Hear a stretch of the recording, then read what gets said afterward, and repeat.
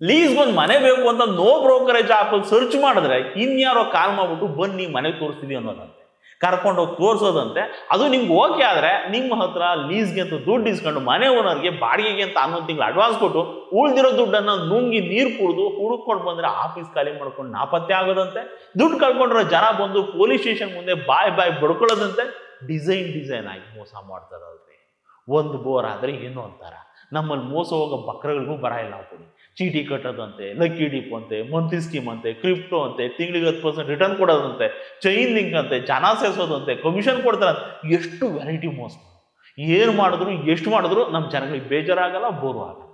ಹೊಸ ಮೋಸ ಮಾಡೋರು ಮಾರ್ಕೆಟಿಂಗ್ ಬರ್ತಾನೆ ಇರ್ತಾರೆ, ನಮ್ಮ ಮೋಸ ಹೋಗ್ತಾನೆ ಇರ್ತಾರೆ. ಹಿಂಗೆ ಮೋಸ ಹೋಗಿರೋ ಒಂದಷ್ಟು ಜನಗಳದ್ದು ನಮ್ಮ HSR ಪೊಲೀಸ್ ಸ್ಟೇಷನ್ ಮುಂದೆ ಗಲಾಟೆ. ಇವ್ರುಗಳದ್ದು ಒಂಥರ ಡಿಫ್ರೆಂಟ್ ಕೆಲಸ ಕೊಂಡ್ರಿ. ಲೀಸ್ಗೆ ಒಂದು ಮನೆ ಬೇಕು ಅಂತ ರೋಡ್ ಸುತ್ತೋದಕ್ಕೆ ಇವಾಗ ಯಾರಿಗಿರ್ತಿಲ್ಲ ಟೈಮು. ಹಂಗಂತ ಬ್ರೋಕರ್ಗಳಿಗೆ ಹೇಳಿದ್ರೆ ಅವ್ರಿಗೆ ಕಮಿಷನ್ ಕೊಡಬೇಕು. ಅದಕ್ಕೆಲ್ಲ ನಮ್ಮ ಜನಗಳಿಗೆ ಮನಸ್ಸು ಒಪ್ಪಲ್ಲ. ಇವಾಗ ಬಿಡ್ರಿ, ಬ್ರೋಕರ್ ಚಾರ್ಜ್ ಉಳಿಸೋದಕ್ಕೆ ಅಂತಾನೆ ಒಂದಷ್ಟು ಆ್ಯಪ್ಗಳು ವೆಬ್ಸೈಟ್ಗಳು ತುಂಬ ಇದಾವೆ. ಮನೆ ಫೋಟೋ ರೇಟು ಎಲ್ಲ ಅದರಲ್ಲೇ ಹಾಕ್ಬಿಟ್ಟಿರ್ತಾರೆ. ಅಂಥದ್ದೊಂದು ನೋ ಬ್ರೋಕರೇಜ್ ಆಪರ್ ಹೋಗಿ ಒಂದು ಮನೆ ಬೇಕು ಅಂತ ಸರ್ಚ್ ಮಾಡೋರಿಗೆ ಅರ್ಬನ್ ಸ್ಟ್ಯಾನ್ಸ್ ಅನ್ನೋ ಕಂಪ್ನಿ ಕಡೆಯಿಂದ ಒಂದು ಕಾಲ್ ಬರುತ್ತೆ. ನೀವು ಮನೆ ಹುಡುಕ್ತಿದ್ರಲ್ವಾ, ಬನ್ನಿ ನಾವು ನಿಮ್ಗೆ ಹೆಲ್ಪ್ ಮಾಡ್ತೀವಿ. ನೀವು ನೋಡೋ ಆ ಆ್ಯಪ್ಗಳಿಗೆ ಎಷ್ಟು ಸೇಫ್ ನೋಡಿ. ನೀವು ಆ್ಯಪಲ್ಲಿ ಸರ್ಚ್ ಮಾಡ್ತಿದ್ದಂಗೆ ಯಾವ ಏರಿಯಾದಲ್ಲಿ ಮನೆ ಹುಡುಕ್ತಿದ್ರಾ, ನಿಮ್ಮ ಬಜೆಟ್ ಎಷ್ಟು, ಏನು ಕತೆ, ಎಲ್ಲ ಡೀಟೇಲ್ಗಳು ಶೇರ್ ಆಗ್ಬಿಡ್ತಾರೆ. ಆವಾಗ ಅರ್ಬನ್ ಸ್ಟ್ಯಾನ್ಸ್ ಕಂಪ್ನಿ ತೋರಿದವರು ಫೀಲ್ಡ್ಗಳಿಗೆ ಬರ್ತಾರೆ. ನಿಮ್ಮನ್ನ ಕಾರ್ಪೊರೇಟ್ ಸ್ಟೈಲಲ್ಲಿ ಮಾತಾಡಿಸ್ಬಿಟ್ಟು ಕರ್ಕೊಂಡೋಗಿ ಮನೆ ತೋರಿಸಿ ಎಲ್ಲ ಓಕೆ ಮಾಡಿಸಿ ಫಾರ್ಮಾಲಿಟೀಸ್ ಮುಗಿಸಿ ಕೈ ಕೀನು ಕೊಟ್ಬಿಡ್ತಾರೆ. ನಿಮಗೂ ಮನೆ ಓನರ್ಗೂ ಕನೆಕ್ಷನ್ ಇರಲ್ಲ.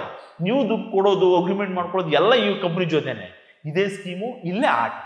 ಎಷ್ಟು ಚೆನ್ನಾಗಿ ತಲೆ ಕೆಡಿಸ್ಬಿಡ್ತಾರೆ ಅಂದರೆ, ಲೀಸ್ಗೆ ಅಂತ 25-30 ಲಕ್ಷ ಮನೆ ಓನರ್ ಕೊಡೋದು ಡೆಡ್ ಇನ್ವೆಸ್ಟ್ಮೆಂಟು. ಆ ದುಡ್ಡನ್ನು ನಮ್ಮ ಕಂಪ್ನಿಗೆ ಬೇರೆ ಕಡೆ ಇನ್ವೆಸ್ಟ್ ಮಾಡ್ಬಿಟ್ಟು ಮನೆ ಓನರ್ಗೆ ಪ್ರತಿ ತಿಂಗಳು ಬಾಡಿಗೆ ಕಟ್ಟುತ್ತೆ, ನಿಮಗೂ ಲಾಭ ಕೊಡುತ್ತೆ ಅಂತ ಕೋಟಿ ಕಟ್ಟಿ ವರ್ಕೌಟ್ ಮಾಡ್ಕೊಂಡು ಬರ್ತಾರೆ. ಕಾರ್ಪೊರೇಟ್ ಕಂಪ್ನಿ ಅಂದ್ರೆ ಸುಮ್ಮನೆನಾ? ಇವುಗಳು ಪಾಪ ಲೀಸ್ ಅಮೌಂಟ್ನ ಇವ್ರುಗಳು ಬಾಯಿಗೆ ಹಾಕ್ಕೊಡ್ತಾರೆ. ಪ್ರತಿ ತಿಂಗಳು ಇವ್ರು ಕೊಡೋ ದುಡ್ಡಲ್ಲಿ ಬಾಡಿಗೆ ಕಟ್ಕೊಂಡು ಫುಲ್ ಸೇಫ್ ಅಂತ ಓಡಾಡ್ತಾರೆ. ನೋಡಿ, ಇವಾಗ FIR ಮಾಡಿಸಿರೋ ಪುಣ್ಯಾತ್ಮರದ್ದು 35 ಲಕ್ಷ ದುಡ್ಡು, 6 ಲಕ್ಷ ಮನೆ ಓನರ್ಗೆ, ಇನ್ನು 29 ಲಕ್ಷ ಕಂಪ್ನಿಯಲ್ಲಿ ಇನ್ವೆಸ್ಟ್ಮೆಂಟು. ತಿಂಗಳು 75,000 ಕೊಡ್ತಿದ್ದಂತೆ, ಅದರಲ್ಲೇ ಬಾಡಿಗೆ ಕಟ್ಕೋಬೇಕು. ಹಿಂಗೆ ನಡ್ಕೊಂಡು ಹೋಗ್ತಿತ್ತು. ಒಂದಿನ ಲೀಸ್ ಪೀರಿಯಡ್ ಮುಗ್ದೋಗುತ್ತಲ್ಲ, ಅವಾಗ ಅಮೌಂಟ್ ವಾಪಸ್ ತಗೋಣ ಅಂತ ಕಂಪ್ನಿದು ಆಫೀಸ್ ಹುಡ್ಕೊಂಡು ಹೋದ್ರೆ ಎಲ್ಲೈತೆ, ಎಲ್ಲ ಗುಂಡಾಂತರ ಮಾಡ್ಕೊಂಡು ಹೋಗ್ಬಿಟ್ಟವ್ರೆ. ಅಯ್ಯೋ ದೇವ್ರೆ ಅಂತ ತಿರುಗಿ ನೋಡಿದ್ರೆ ಮಿಕ್ಕ ಒಂದೇ ಅಲ್ಲ, ತುಂಬ ಜನಕ್ಕೆ ಹಿಂಗೆ ಮಾಡಿ ಕೈ ಎದ್ಬಿಟ್ಟವ್ರೆ. ಒಬ್ಬೊಬ್ರದ್ದು ಒಂದೊಂದು ಬಜೆಟ್, 20, 25, 30, 35 ಎಲ್ಲ ಲಕ್ಷಗಳೇ. ಲೆಕ್ಕ ಹಾಕೊಳ್ಳಿ ಎಷ್ಟು ಕೋಟಿಗೆ ಇಟ್ಬಿಟ್ಟವ್ರೆ ಅಂತ. ಇವಾಗ ಇದ್ದು ಬದ್ದ ಆಫೀಸ್ಗಳನ್ನೆಲ್ಲ ಖಾಲಿ ಮಾಡ್ಕೊಂಡು ಎಸ್ಕೇಪ್. ಆಫೀಸು ಹೋದ್ರೇನು, ಫೋನ್ ನಂಬರ್ ಇದಾವಲ್ಲ ಅಂತ ಕಾಲ್ ಮಾಡಿ ಕೇಳೋಣ ಅಂತಂದ್ರೆ ನೋ ರೆಸ್ಪಾನ್ಸು. ಫೋನ್ ಎತ್ತಿದ್ರೆ ಏನು ಕಿತ್ಕೋತಿರೋ ಅನ್ನೋಂಥದ್ದು ಬೇಜವಾಬ್ದಾರಿ ಮಾತುಗಳು. ಉಳಿದಿರೋದಿನ್ನೇನು, ಪೊಲೀಸ್ ಸ್ಟೇಷನ್. ನಿತಿನ್ ಹೊನ್ನೇಗೌಡ, ಮದನ್ ರಾಜು, ಶಿವಕುಮಾರ್ ಅವ್ರನ್ನೆಲ್ಲ ಸೇರ್ಕೊಂಡ್ಬಿಟ್ಟು ಅರ್ಬನ್ ಸ್ಟ್ಯಾನ್ಸ್ ಅನ್ನೋ ಒಂದು ಕಂಪ್ನಿ ಇಟ್ಕೊಂಡು ಹಿಂಗೆಲ್ಲ ನಮ್ಗೆ ಮೋಸ ಮಾಡ್ಬಿಟ್ರು. ಇವರನ್ನೆಲ್ಲ ಕರೆದು ಮಕ್ಕುವುದು, ನಮ್ಮ ದುಡ್ಡು ವಾಪಸ್ ಕೊಡಬೇಕಾಗಿ ವಿನಂತಿ ಅಂತ ಒಂದು ಕಂಪ್ಲೇಂಟ್.